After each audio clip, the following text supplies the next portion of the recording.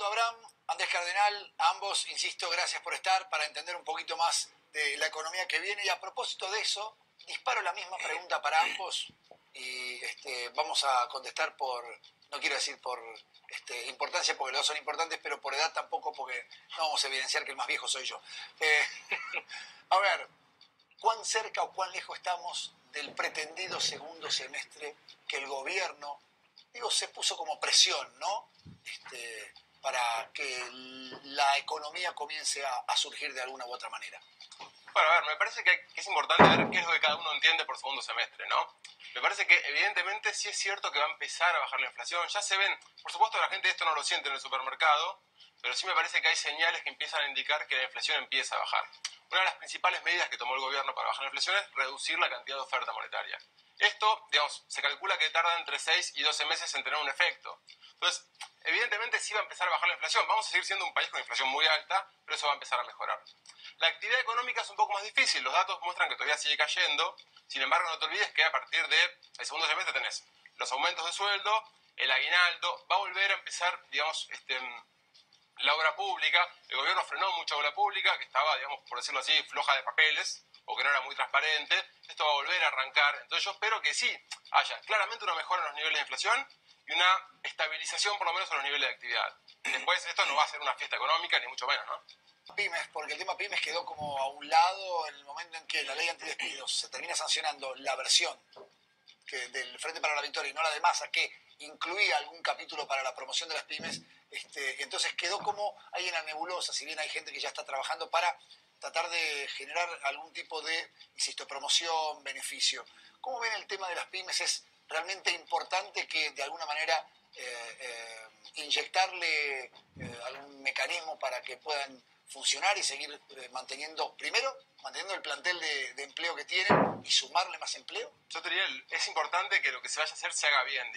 Cuando se habló, por ejemplo, de la así llamada ley antidespidos, es una política que realmente hubiera estado destinada al fracaso, porque claramente, fíjate que lo que pasó con el cepo al dólar, ¿no?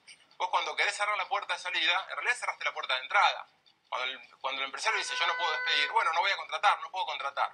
Entonces esto sería muy grave. Yo saludo que el presidente la haya vetado, y además que la haya vetado, con autoridad, ¿no? Diciendo, yo no creo en esto le hace mal a la economía, porque de hecho hubo referentes del Frente para la Victoria que en su momento se habían opuesto a este tipo de leyes en el pasado, y que ahora, para sacar un pequeño rédito político, proponen una ley que le hace mal a la economía del país, y ellos lo saben, sin embargo lo hacen para ver si pueden sacar alguna ventajita de corto plazo, ¿no? Entonces, si vamos a hacer algo para las pymes, tiene que ser, me parece a mí, principalmente bajar impuestos. Para bajar impuestos hay que tener cuidado con el déficit, entonces hay que bajar también el gasto, ¿no? Hay que tener cuidado en ese equilibrio. Pero me parece que, cubriendo tu pregunta, sí, hay mucho para hacer para mejorar la situación de las pymes. Me parece que tiene que ver principalmente con bajar impuestos, cuidando siempre el equilibrio fiscal. ¿Aldo? Sin lugar a dudas. Evidentemente, hace 7 años en el mundo hubo una tremenda crisis internacional que afectó fundamentalmente a los países desarrollados, a los países que son los que mejor nivel de vida le brindan a su gente y que generó un alto desempleo. ¿Alguien escuchó que en alguno de esos países se propusiera una ley antidespido? No, y no porque nosotros seamos más inteligentes que ellos, porque si no nos iría mejor que ellos, ¿no es cierto? Sino porque claramente esa es la mejor forma de que nunca más se generen empleos, se generen menos empleos y peores salarios para todos los trabajadores. Eso no quiere decir que no haya que tomar decisiones que impliquen solucionar problemas, pero las soluciones hay que darlas dentro del contexto del marco del derecho y de la Constitución Nacional, cosa que violaba la ley antidespido. Y esas soluciones pasan, sí, por desregular la economía, por ejemplo, por mejorar las inversiones, cosa de que haya un mejor acceso de las pymes del interior a los centros de alto consumo y a los puertos.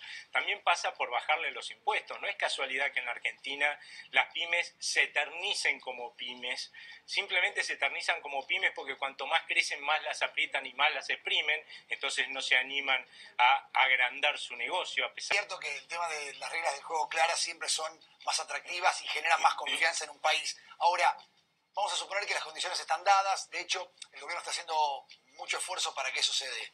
¿Cuánto tiempo tiene que pasar real para que las inversiones o los inversores apuesten a la Argentina, llegan, desembarcan y comienza a notarse en el empleo?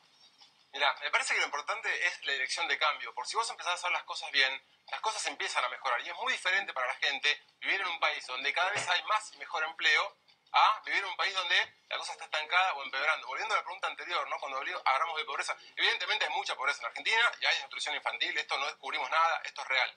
Ahora vos fijate los países que eliminaron la pobreza y los países que eliminaron el hambre, ¿cómo lo hicieron? Digamos, favoreciendo la inversión, favoreciendo la productividad, el crecimiento, la educación, el trabajo, esos son los valores, ¿no? Digamos, con una clase corrupta, política corrupta, ineficiente, un Estado que se queda con los aportes de la gente, digamos, que construye rutas con sobreprecios, ese tipo de cosas no funcionan.